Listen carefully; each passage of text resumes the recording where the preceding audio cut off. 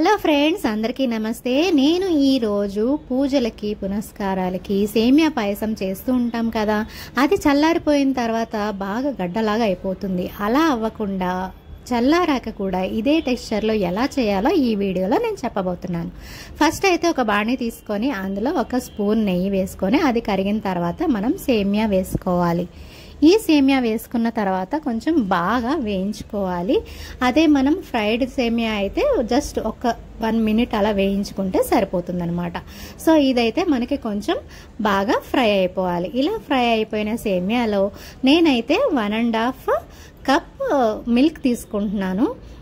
ఎందుకంటే ఈ టెక్స్చర్లో ఇలా తీసుకుంటే మనకి చల్లారాక కూడా చాలా బాగుంటుంది అనమాట.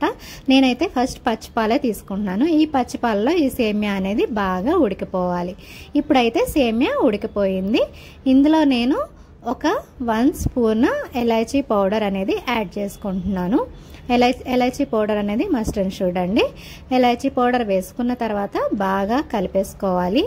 ఇలా కలుపుకున్న తర్వాత ఒక చిన్న బాణీ తీసుకొని అందులో 2 స్పూన్లు నెయ్యి వేసుకోవాలి. ఇందులో మనం నెయ్యి అనేది కొంచెం హైలైట్ చేస్తున్నాం అనమాట. ఎందుకంటే కమ్మగా బాగుంటుంది సేమియా పాయసంలో. మనకి నచ్చిన డ్రై ఫ్రూట్స్ అనేది మనం ఇందులో వేయించుకోవాలి.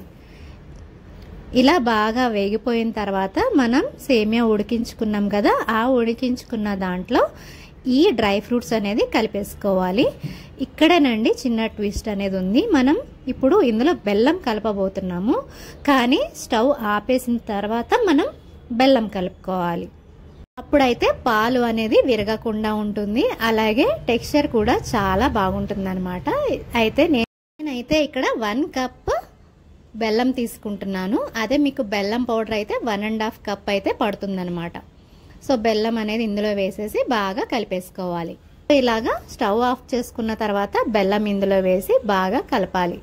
ఏమన్నా గడ్డలు ఉంటే అందులో కరిగిపోతాయి. అంతేనండి, టెంపుల్ స్టైల్లో మనకి నచ్చే విధంగా సేమియా పాయసం అనేది రెడీ అయిపోయింది.